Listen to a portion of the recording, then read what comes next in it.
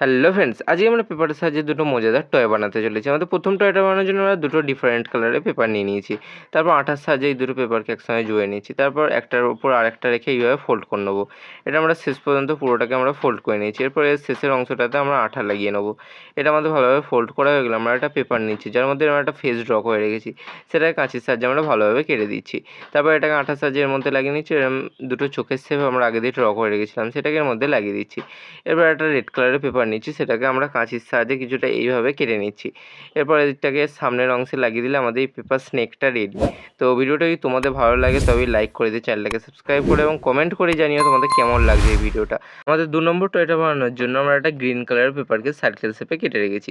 এরপর এর উপরের অংশটা ছোট্ট কাটা লাগিয়ে নিচ্ছি। এবার একটা রেড কালারকে পেপার নিচ্ছি, সেটাকে আমরা 3টে স্টেপে ফোল্ড করে নিয়েছি এবং আঠার সাহায্যে এটাকে ভালোভাবে লাগিয়ে নিচ্ছি। সামনের অংশটাকেও আমরা আঠার সাহায্যে ভালোভাবে লাগিয়ে নেবো।